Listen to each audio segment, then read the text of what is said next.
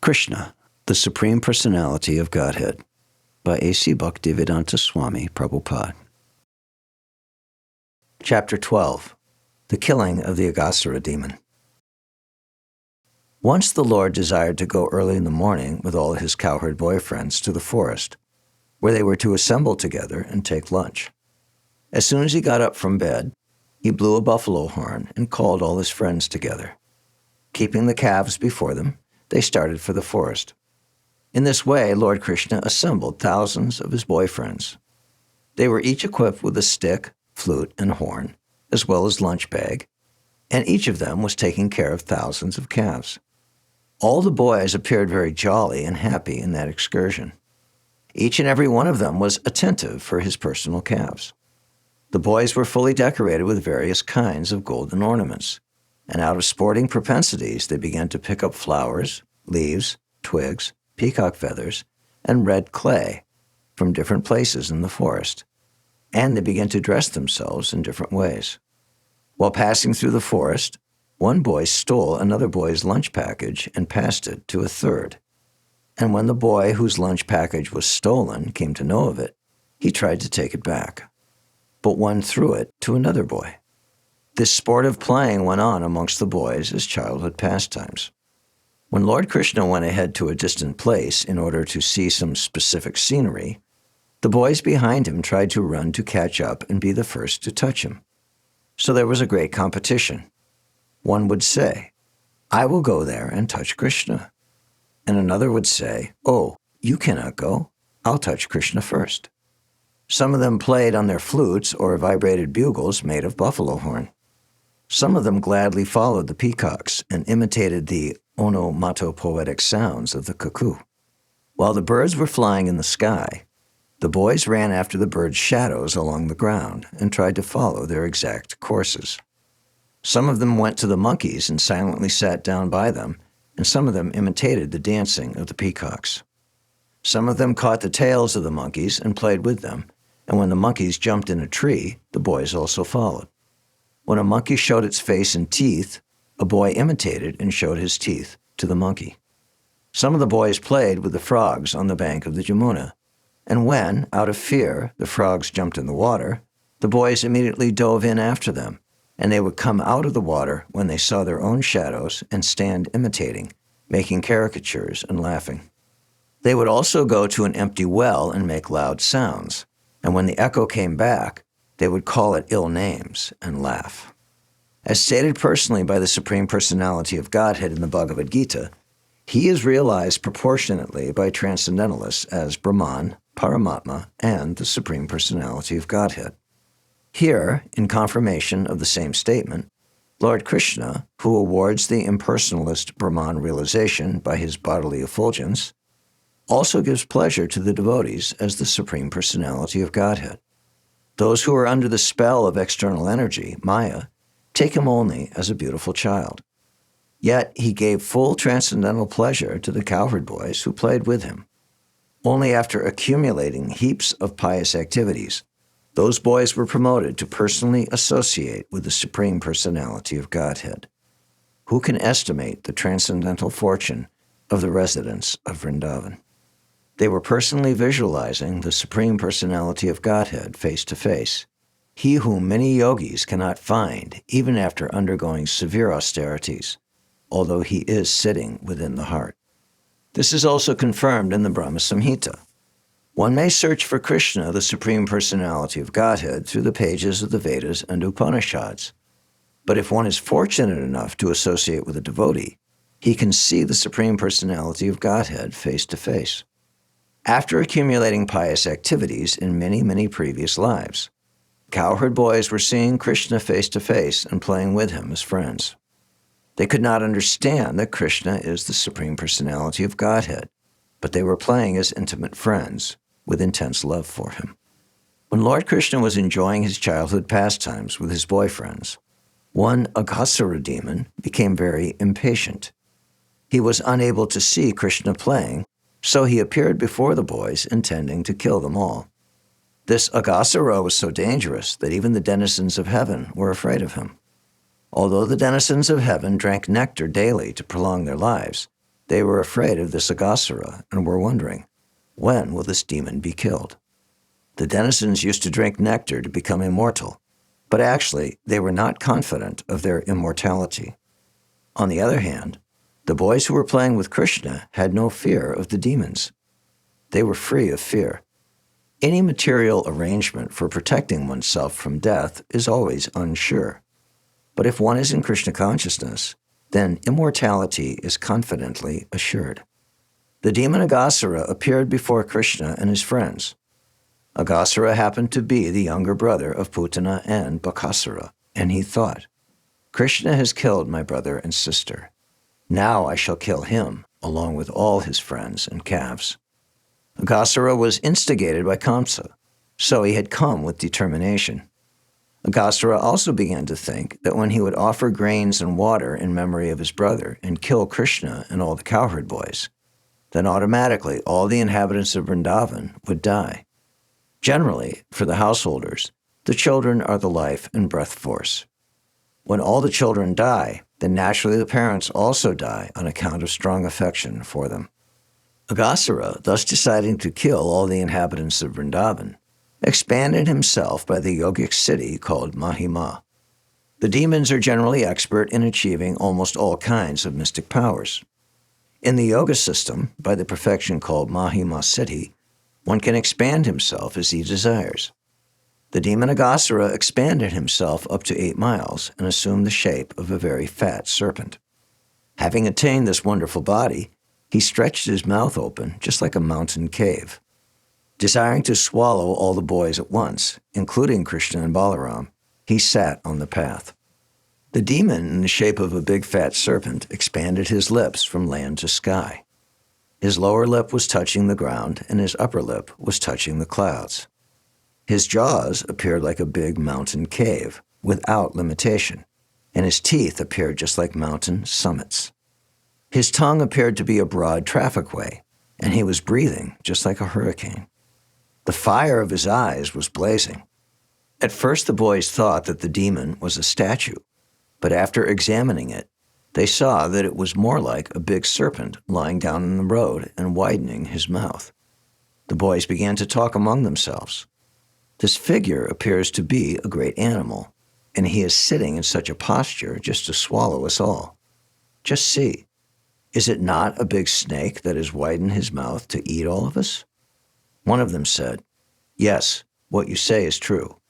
This animal's upper lip appears to be just like the sunshine, and its lower lip is just like the reflection of red sunshine on the ground.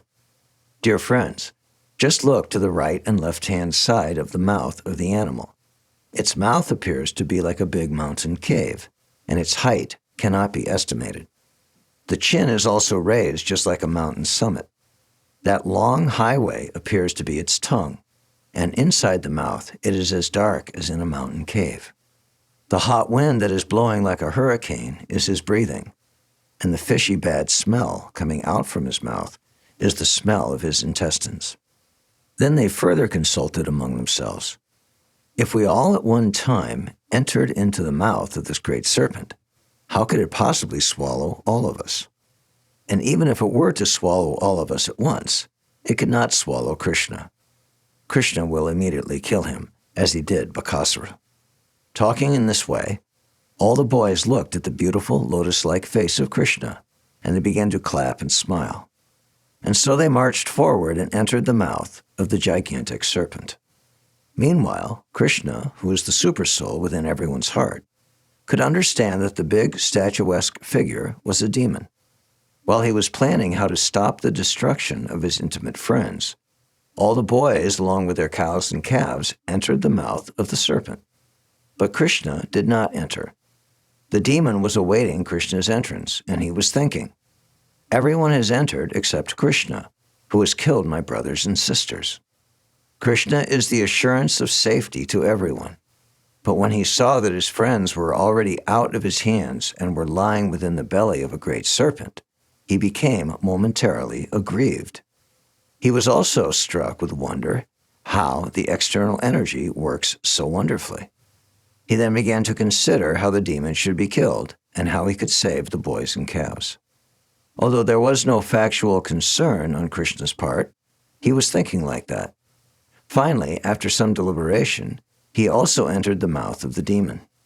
When Krishna entered, all the demigods who had gathered to see the fun and who were hiding within the clouds began to express their feelings with the words, "Alas, alas." At the same time, all the friends of Aghāsura, especially Kamsa, who were all accustomed to eating flesh and blood, began to express their jubilation, understanding that Krishna had also entered the mouth of the demon. While the demon was trying to smash Krishna and his companions, Krishna heard the demigods crying, "Alas, alas," and he immediately began to expand himself within the throat of the demon. Although he had a gigantic body, the demon choked by the expanding of Krishna. His big eyes moved violently, and he quickly suffocated.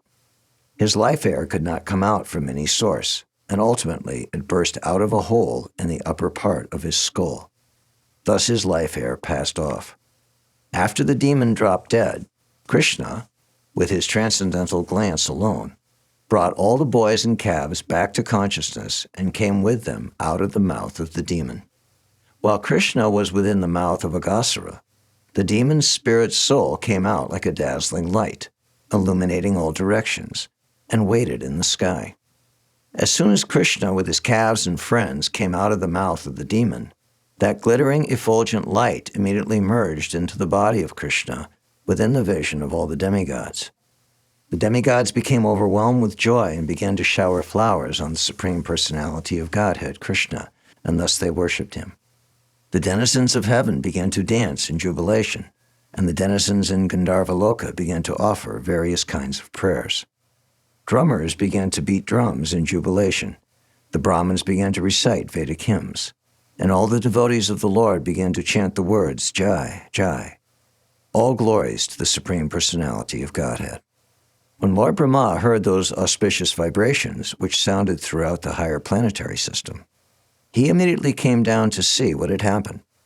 He saw that the demon was killed, and he was struck with wonder at the uncommon, glorious pastimes of the Personality of Godhead.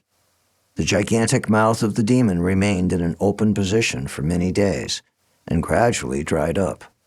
It remained a spot of pleasure pastimes for all the cowherd boys. The killing of Aghāsura took place when Krishna and all his boyfriends were under 5 years old. Children under 5 years old are called Kamara. After 5 years up to the 10th year, they are called Paganda. And after the 10th year up to the 15th year, they are called Kaishora. After the 15th year, boys are called youths. So for 1 year, there was no discussion of the incident of the Aghāsura demon in the village of Braj. But when they attained their 6th year, they informed their parents of the incident with great wonder. The reason for this will be clear in the next chapter.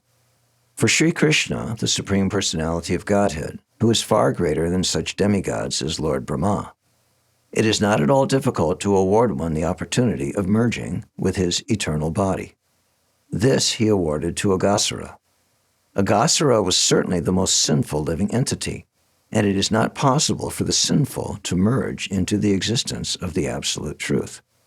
But in this particular case, because Krishna entered into Aghāsura's body, the demon became fully cleansed of all sinful reaction.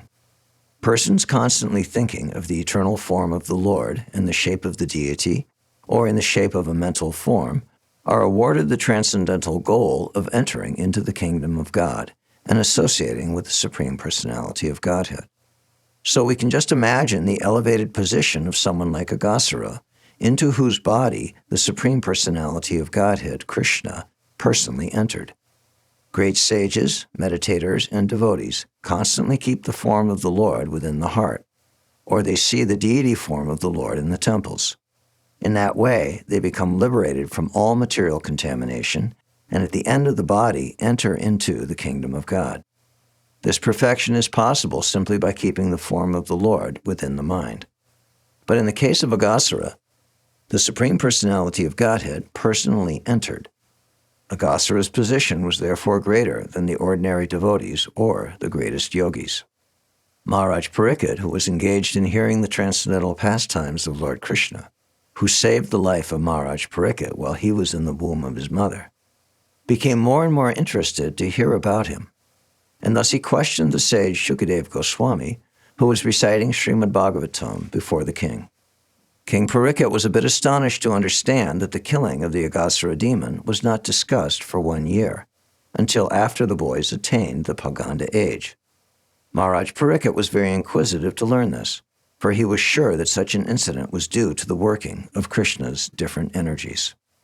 Generally, the Kshatriyas, or the administrative class, are always busy with their political affairs, and they have very little chance to hear about the transcendental pastimes of Lord Krishna. But while Parikshit Maharaj was hearing these transcendental pastimes, he considered himself to be very fortunate because he was hearing from Shukadeva Goswami, the greatest authority on the Śrīmad-Bhāgavatam. Thus being requested by Maharaj Parikshit, Shukadeva Goswami continued to speak about the transcendental pastimes of Lord Krishna in the matter of his form, quality, fame, and paraphernalia. Thus ends the Bhaktivedanta purport of the 12th chapter of Kṛṣṇa, the killing of the Aghāsura demon. Thank you for listening. For more, click here.